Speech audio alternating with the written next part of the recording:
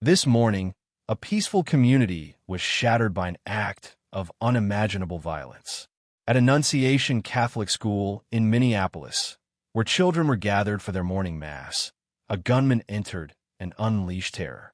Between 50 to 100 shots rang out through the church's stained glass windows, turning a place of worship and learning into a scene of chaos and grief.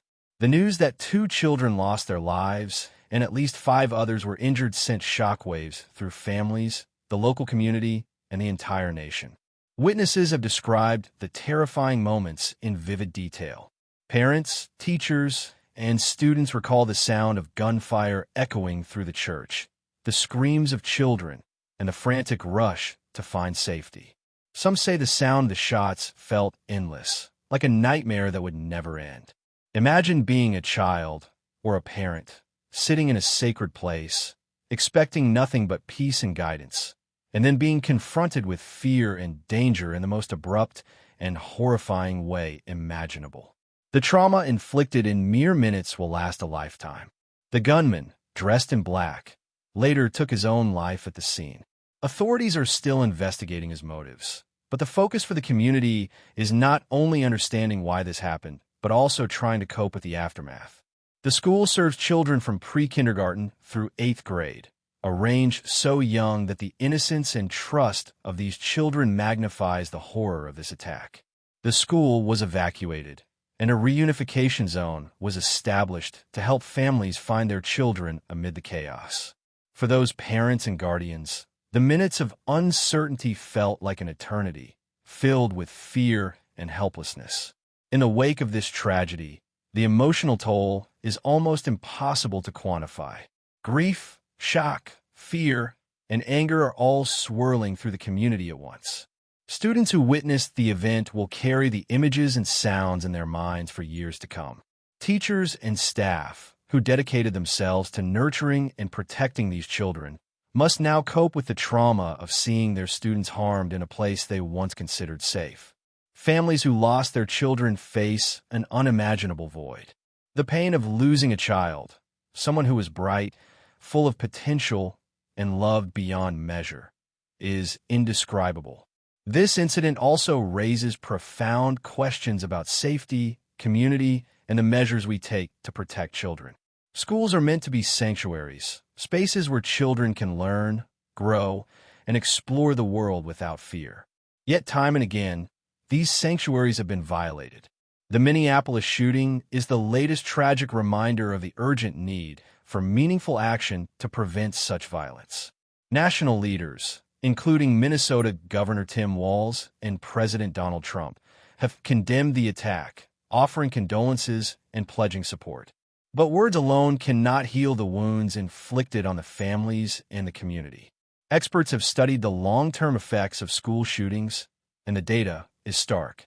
Exposure to such traumatic events increases the likelihood of depression, anxiety, and post-traumatic stress disorder among survivors and witnesses. Children, in particular, may experience difficulties with sleep, concentration, and emotional regulation, as their sense of security has been deeply disrupted. Teachers and staff may face burnout or secondary trauma, and parents may struggle with the persistent fear for their children's safety. The ripple effects of this event will touch countless lives for years to come, altering the sense of normalcy in Minneapolis and beyond. Community support, counseling, and mental health services will be essential in the coming days, weeks, and months. Healing is not immediate. It is a process that requires compassion, patience, and solidarity. The families directly affected will need individualized support, while the broader school community must find ways to process collective grief. Vigils, memorials, and opportunities for communal expression of sorrow can provide some comfort, but the psychological scars may linger. Everyone in the community, students, parents, teachers, neighbors, will need to lean on one another to navigate the aftermath.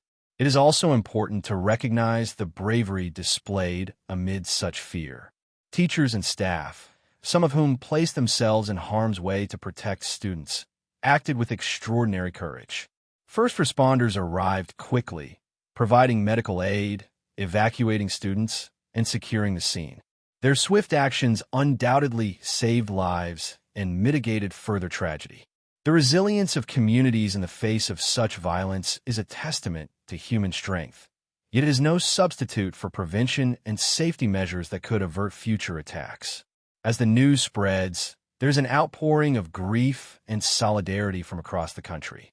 People are lighting candles, holding vigils, and donating to support the families affected.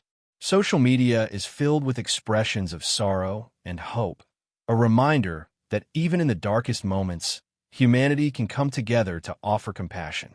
Yet, amidst these gestures, the fundamental questions remain. How could this have happened? How can we prevent it from happening again? And how can we help the survivors, especially the children, reclaim a sense of safety and trust in the world? The tragic loss of life and the injuries sustained are a stark reminder of the preciousness of every child and the fragility of life. In moments like this, it is crucial to honor the memories of those lost, support those who survived, and commit to creating a safer future for all children. Every act of kindness, every outreach to affected families, every effort to promote mental health and safety measures is a step toward healing. Communities cannot undo the past, but they can provide love, understanding, and resources to those who need it most. This morning's events in Minneapolis are a painful chapter in a larger story of violence in schools across the country. The names, faces, and lives of those affected will stay with us, urging action, awareness, and empathy. We mourn not only the 2 children who lost their lives, but also the innocence that has been stolen from everyone who witnessed or was affected by this tragedy. And as we grapple with grief, fear, and anger, we must also hold on to hope. The hope that through community, compassion, and vigilance, we can honor those lost and protect those who remain. No words can truly convey the depth of sorrow experienced by the families, students, and staff of Annunciation Catholic School. But through sharing their stories, acknowledging their pain, and standing together as a community, we can begin the slow and difficult work of healing. We must remember that behind every statistic is a human being, a child, a teacher, a parent, whose life and potential have been forever altered. And in remembering them, in supporting those left behind, and in striving for meaningful change, we pay tribute to their lives and their memory. This is a day of sorrow, of heartbreak, and of reflection. It is a day that reminds us of the preciousness of life and the fragility of the world we try to build for our children. And while grief weighs heavily on the hearts of Minneapolis and beyond, the compassion, courage, and resilience of the human spirit continue to shine through. Let us honor those affected by this tragedy by committing ourselves to a safer, kinder, and more vigilant society, one where children can once again feel safe in the places they are meant to learn, grow, and dream.